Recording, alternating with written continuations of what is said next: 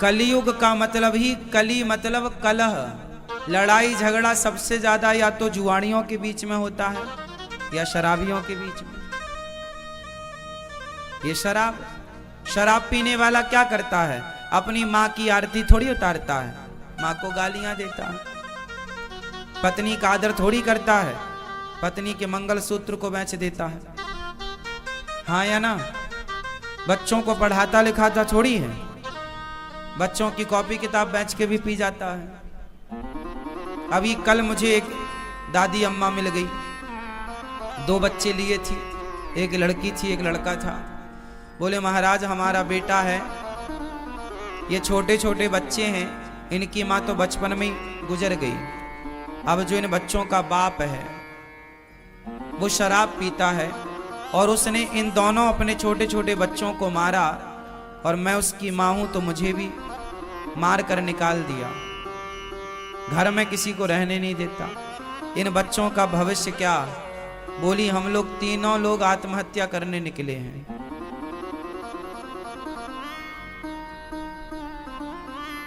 शराबी इस तरह से प्रताड़ित करता है ना अपनी माँ को, अपने बच्चों को, अपनी पत्नी को। फिर मैंने माँ को समझाया कि माँ जैसे पढ़ाओ लिखाओ इन बच्चों को, आप समझदार हो, आपके जब तक हाथ पांव चल रहे हैं आप करो कुछ। आत्महत्या करना किसी समस्या का समाधान नहीं होता। समझाया, उसके बाद वो माँ चली गई। कहने का तात्पर्य तो यही हुआ कि शराबी अपने परिवार को कितना प्रताड़ित करता है, ये तो शराबी का परिवार ही जानता होगा। क्यों जी? शराबी की पत्नी कितनी दुखी है ये तो वही जान सकती है।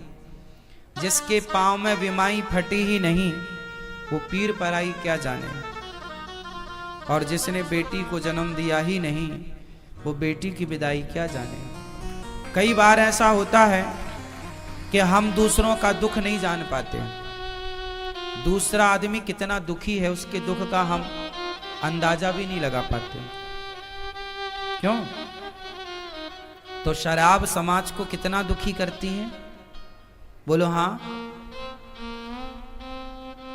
इसलिए आप लोगों से मेरी विनती हाथ जोड़कर है, मेरे नौजवान दोस्तों भाइयों से, शराब ना पिया करो। तुम्हारी पत्नी, तुम्हारे बच्चे, तुम्हारी माँ बड़ी दुखी रहती है। तुम तो पीकर नशे में पड़े हो, पर जो पत्नी तुम्हारे लिए अपनी माँ, अपना पिता, अपना परिवार छोड़े बैठी है, थोड़ी उसकी खुशी का भी तो ख्याल रखो। उन बच्चों का भी ख्याल रखो जो अभी छोटे हैं, जिनको पिता के प्यार की, माँ के प्यार की जरूरत है, शिक्षा की जरूरत है। एक शराबी हो जाए ना घर में तो पूरा परिवार प्रभावित होता है उस एक के कारण। बोलो हाँ। शराब बहुत भयंकर होती है, इसलिए शराब पीना चाहिए क्या? शराब अच्छी हो, यदि आपके हिसाब से शराब अच्छी है तो फिर अपने बच्चों को भी पिलाना, और शराब बुरी है तो हाथ जोड़ के कहता हूं आप कभी मत पीना, क्योंकि ये सब बर्बाद कर देती है।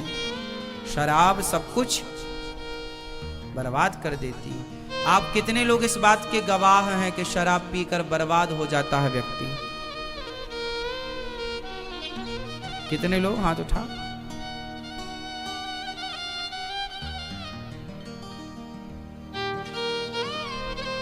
लाखों लोग तो बर्बाद हो चुके है ना। कई एकड़ जमीन जायदाद थी जिनकी, वो भी बेच बेच के शराब में बर्बाद कर गए। अब उनकी औलाद भीख मांगने पर मजबूर है। ऐसा भी समाज में देखने को मिला है। क्यों जी ऐसा होता है? बिल्कुल होता है। शराब पीना बुरी बात है ना कि अच्छी बात है? बुरी बात है। लेकिन आप लोग टीवी देखते हैं, मूवियां देखते हैं, पिक्चरें देखते हैं। आजकल पिक्चरों में शराब पीने का सीन होता है। आजकल जितने भी आपके सुपर डुपर स्टार होते हैं ये आपको शराब पीने के लिए प्रेरित करते हैं।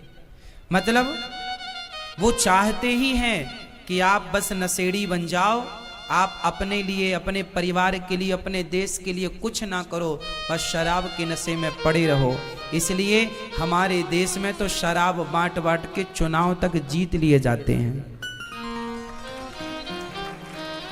जिस नेताजी ने ज्यादा शराब पिलाई उस नेताजी को ज्यादा वोट मिलेंगे। ऐसा होता है हमारे देश में। मतलब शराब की बोतल में आदमी बिक जाता है। शराब की गुलामी देख रहे हो आप। वो कुछ नहीं बोलती शराब, लेकिन आदमी को खरीदने की ताकत शराब में है। इस तरह आदमी नशेड़ी है। और सोचिए कि जो व्यक्ति इस तरह से गुलाम होगा तो अंग्रेजों की गुलामी और शराब की गुलामी, इन दोनों में खतरनाक कौन सी है? इसलिए आप किसी के गुलाम क्यों बने? क्यों अपना बोतल भर शराब में अपना विवेक, अपनी बुद्धि नष्ट करें? क्यों नहीं अपने विवेक से काम लेते आप लोग? हमारे देश में गरीबी का सबसे बड़ा कारण शराब है। मैं इसका बहुत बड़ा गणित समझा सकता हूं आपको। समझो, एक आदमी दिन में, एक मजदूर की बात करो आप, एक मजदूर दिन में 250-300 रुपए कमाता है या 400 रुपए कमाता है। 400 रुपए कमाता है जिसमें कि वो 100-150 रुपए की शराब पी लेता है। हाँ या ना? दिन भर काम करेगा, शाम को 300 रुपए या 400 रुपए मिलेगा तो घर जाने के पहले एक बोतल वो शराब पी लेता है और घर जाता है तो शराब के नशे में जाता है। सबकी बात नहीं कर रहा हूं मैं, कुछ लोगों की। अब उसको 100 रुपए की शराब यदि रोज पीता है तो महीने के 3000 हुए कि नहीं? क्यों जी, हो गए क्या? गणित सही है हमारी? 30 दिन का कितना हुआ? 3000 हो गए क्या? हो गए। अब बताओ कि जो 3000 रुपए वो शराब में खर्च कर रहा है महीने में, 3000 वो अच्छे स्कूल को देता तो उसका बच्चा अच्छी शिक्षा प्राप्त कर पाता। उसके बच्चे को मजदूरी ना करनी पड़ती। वो मजदूर है, चलो कोई बात नहीं, पर अपने बच्चों को तो पढ़ा लिखा कर इतना योग्य बनाओ कि उन्हें किसी के द्वार पर हाथ ना फैलाना पड़े। तो खुद भी मजदूरी करता है और फिर शराब पी कर के पैसे बर्बाद करता है।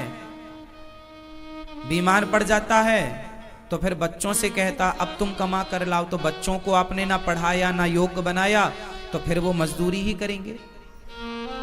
तो उनके बच्चे फिर मजदूरी करने के लिए मजबूर होते हैं। फिर उनके साथ धीरे धीरे जब बाप शराब पी के ऐसा हुआ तो उनके बच्चे भी फिर वो सोचते हैं हम भी शराब पिएं। इसलिए हमारे देश में गरीबी की जड़, यदि हर पिता पैसे कमाकर, मजदूर भी पैसे कमाकर यदि उसे सही जगह पर खर्च करे, अपने बच्चों की पढ़ाई लिखाई में, अपने लिए घर बनाए, अपनी जरूरतें पूरी करे और 2 पैसा बचा के अपने भविष्य के लिए रखे, तो बताओ गरीबी समाप्त हो जाएगी? उसकी होगी। भारत के प्रत्येक व्यक्ति की गरीबी जब मिटेगी तब भारत देश की गरीबी मिट जाएगी। और इसके लिए आपको विचारवान होना पड़ेगा, पैसे का सदुपयोग करना पड़ेगा। शराब, आज बड़ी बड़ी पिक्चर बनाने वाले सुपर डुपर स्टार वो आपको शराबी बना रहे हैं। हमारे देश का दुर्भाग्य बताएं क्या है? दुर्भाग्य ये है मेरी मां कि आज यहां पर कोई अच्छी बात आपको बताए, आपके बच्चों को सही राह बताए, तो आप उसे कहते हैं कि ये ठग रहे हैं, लूट रहे हैं।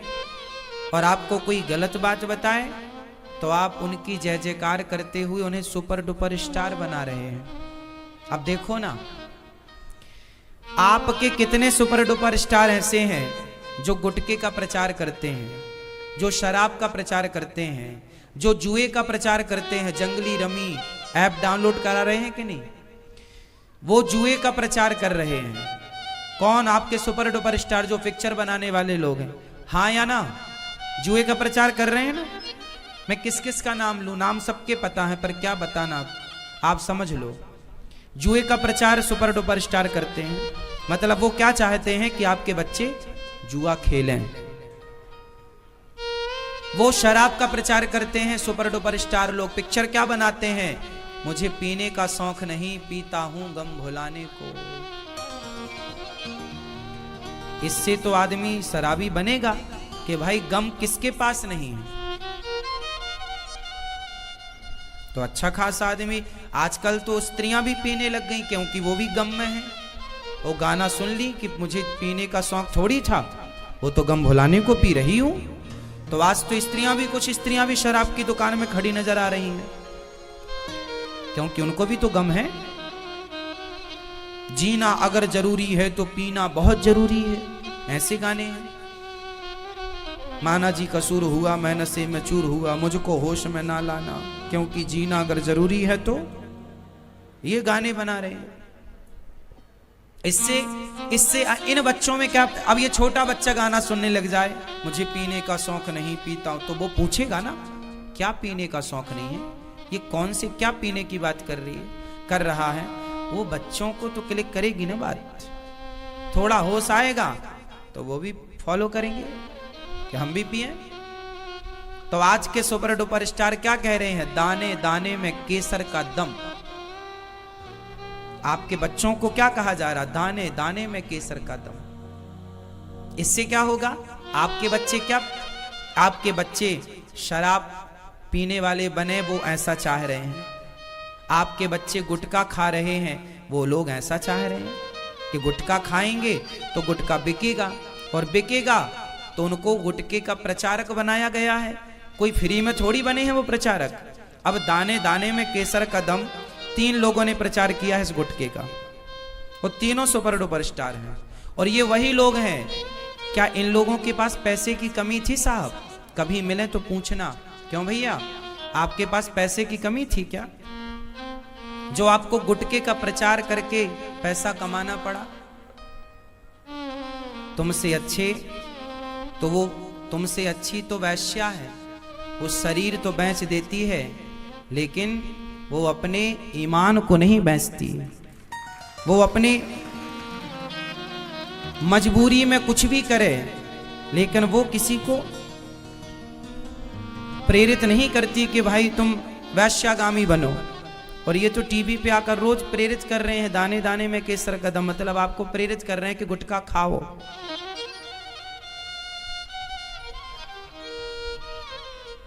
गुटखा खाओ ऐसा बोल रहे हैं। इसलिए गुटखा, इन लोगों के पास पैसे की कमी नहीं है। गुटखे के प्रचार में इन्हें 5-5, 10-10 करोड़ रुपए मिले होंगे, या 50 करोड़ भी मिले होंगे, मुझे आइडिया नहीं है। लेकिन पैसों के लिए अपना ईमान बेच देना सही है? कोई मुझे 5,000 करोड़ दे, कहे अनिरुद्धाचार्य जी आप इस गुटखे का प्रचार करिए, 1 लाख करोड़ नहीं साहब, पूरी दुनिया की दौलत देगा तो भी मैं अपने अनुयायियों को, भक्तों को गलत राह नहीं बता सकता। ये मेरे धर्म के विपरीत है, खिलाफ है। कोई आप पर विश्वास करता है तो क्या आप उसको गलत राह बताएंगे? बोलो बोलो हाँ या ना। तो इन लोगों पर लोगों ने पिक्चरों के माध्यम से विश्वास किया कि भाई ये लोग जो करेंगे अच्छा करेंगे, पर ये तो आपको गुटखा खाना सिखा रहे हैं। क्यों जी, सीखे के नहीं कुछ खाने भी लगे हैं। आज 100 में से 95 बच्चे गुटखा खाते हैं, छोटे छोटे बच्चे गुटखा खाते हैं। बोलो हाँ, छोटे छोटे बच्चे। और गुटखा खाने वालों के साथ ऐसी स्थिति है कि आप उनके सामने बैठ जाएं तो आधा तो आपका मुंह भिड़ा देते हैं, छपेड़ देते हैं गुटखे से। जब वो बात करते हैं ना तो उनके अंदर की सुपारी निकल के आपके मुंह में चिपकती है। ध्यान से देखा कि नहीं? इसलिए गुटखा खाने वालों से ना उचित दूरी बना के बात किया करिए, नहीं वो उनके अंदर का गुटखा आपके अंदर आ जाएगा। हाँ या ना? सही है कि गलत है? बिल्कुल। कई लोग आ जाते हैं यहाँ पर, मुंह में इतना गुटखा भरे और बिल्कुल मुंह के पास ही आके बोलते हैं मिलना है, इतने में तो मिलने में आधी मिला दी। इतने में तो आधी सुपारी मिल भी गई।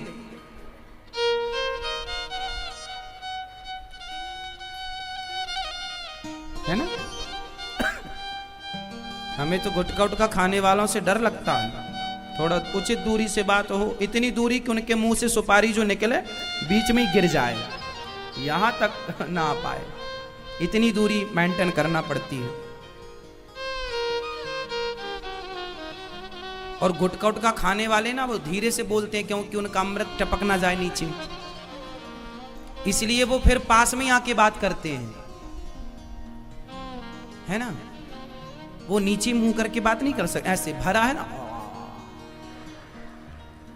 ऐसे बात करेंगे नीचे मुंह तो टपक सकता है, कुछ अंश गिर जाएगा, हानि हो जाएगी, क्षति हो जाएगी कुछ हिस्से की। क्यों? और महापुरुषों के दांत बिल्कुल काले पाए जाते हैं। दांत देखिए आप, बिल्कुल काले या फिर लाल। कितनी दुर्दशा कर रखी है अपने मुंह की। भगवान ने कितना बढ़िया मुंह दिया है।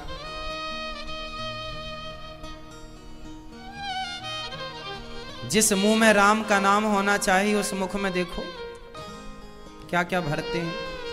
तो आप सावधान रहिए उन सुपर डुपर स्टारों से जो आपके घर में घुसकर आपकी संतानों को गलत राह, अब जो गलत दिखा रहे हैं आप उन्हें सुपर डुपर स्टार कहते हैं, और हम जैसे लोग आपको सही राह बताएं तो लोग संतों को उंगली उठाते हुए कहते हैं ये बाबा लोग तो पाखंडी हैं, ढोंगी हैं, ये हैं। संतों का अपमान होता है और उन लोगों का सम्मान जो खुलेआम गलत का प्रचार कर रहे हैं।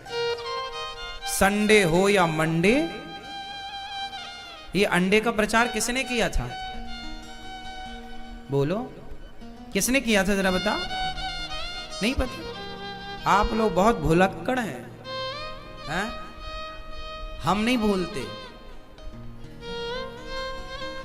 टीवी पर एक टाइम पर यह भी ऐड आता था, संडे हो या मंडे, अंडे का प्रचार है। इसलिए अब वो लोग अंडे का आपको प्रचार कर रहे हैं। अंडे खाने वाले का धर्म क्या है?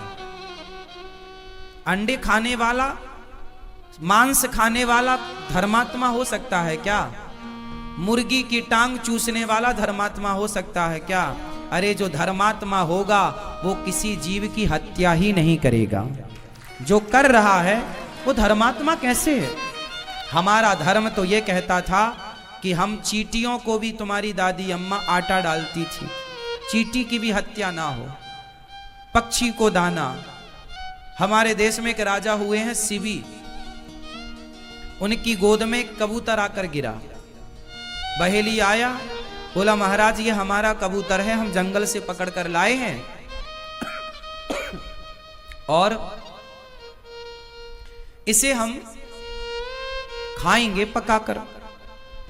राजा बोला देखो ये मेरी गोद में आया है, इसे अब तुम मार नहीं सकते, क्योंकि मारने वाले से बचाने वाला बड़ा होता है। ये कबूतर मेरी गोद में आया है, जिसकी रक्षा करना मेरा धर्म है। बहेलिया बोला महाराज आप राजा हैं, पर वो मेरा कबूतर है, मेरे पिंजरे से उड़ गया, आपकी गोद में गिरा, दो मेरा कबूतर। राजा बोले तुझे कबूतर का मांस चाहिए ना, मैं तुझे कबूतर के वजन का मांस दे दूं तो? हाँ हाँ चलेगा। अब आप कहां से मांस लाएंगे? राजा मांस लाने के लिए किसी को तो मारना पड़ेगा, आप किसी का भी लाएंगे तो मारना ही पड़ेगा। राजा बोले इतने धर्मात्मा राजा थे, बोले मैं किसी की हत्या नहीं करता, तो कहां से लाएंगे मांस? बोले मैं अपना दूंगा। एक तराजू बांधी गई, तराजू के एक पलड़े पर कबूतर को बिठाया गया कि इसके वजन का मांस बहेलिया को इसको देना। तो राजा ने अपनी जंघाओं का, जांघ का मांस काट के तराजू में रखा तलवार से, पर कबूतर थोड़ा भारी था। दूसरी जांघ का मांस रखा, पता नहीं कबूतर कैसा मायावी था, फिर भी वजन कबूतर का ज्यादा, बराबर नहीं हुआ। सारी सभा लगी है, सारी दुनिया देवता देख रहे हैं कि वाह ऐसा राजा कि कबूतर के प्राणों की रक्षा के लिए अपने शरीर का मांस चढ़ाए जा रहा है। राजा ने अपनी छाती का मांस काट करके रखा तलवार से, फिर भी उसका वजन ज्यादा। राजा ने अपना एक पांव काट दिया, पूरा पांव रखा, फिर भी कबूतर का वजन ज्यादा। दूसरा पांव रख दिया, अब देखिए एक राजा अपने पांव काट दिया एक कबूतर के प्राणों के लिए। ये वो देश है। अंत में फिर भी कबूतर भारी, तो राजा ने अपनी गर्दन काटनी स्टार्ट की, तलवार अपनी गर्दन पर रखी और काटना चाहा, तब कबूतर से भगवान प्रकट हो गए। बस राजन, बस मैं तुम्हारी परीक्षा लेने के लिए कबूतर के रूप में आया। धन्य है तुम जैसे राजा, तुम जैसे दानी राजा, जिन्होंने एक पक्षी की रक्षा के लिए अपने आप को चढ़ा दिया। ऐसा देश है हम भारतीयों का कि हम किसी की हत्या करना ठीक नहीं समझते। क्यों जी? किसी को मारना, हम तो दुश्मन को मारना ठीक नहीं समझते। पृथ्वीराज चौहान ने मोहम्मद गौरी को पकड़ लिया, बंदी बना लिया, क्या मार नहीं सकते थे? पर दुश्मन को भी नहीं मारना, जा छोड़ दिया। ऐसे 17 बार पकड़ के छोड़ा। ऐसे दया हमारे यहां है। इसलिए जीव मात्र पर दया। आजकल ना लोग कुत्तों को, कुत्ते का मांस खाते हैं, कुत्ते को बिल्कुल गर्म पानी में डाल देते हैं, उबलते पानी में, जिंदा कुत्ते को उबलते पानी में डाल देते हैं, जिससे गर्म पानी से उसके सारे रौमे झड़ जाते हैं और उसकी ऊपर की त्वचा और सॉफ्ट हो जाती है, तो आसानी से वो छील लेते हैं, मतलब वो नोच लेते हैं। जो भी करते हो भगवान जाने।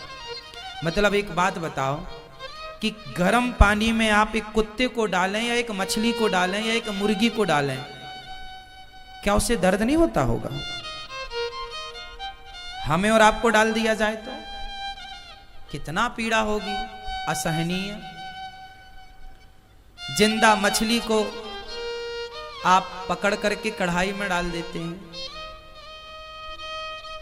बताइए, ये जीवों पर, मूक जीवों पर अत्याचार नहीं है? बोलो, अत्याचार नहीं है? मुर्गी को डाल देते हैं आप मशीन में, पूरा मशीन, उसके पंख वंख, आजकल तो मशीनें आ गई, पहले तो मुर्गी हाथों से लोग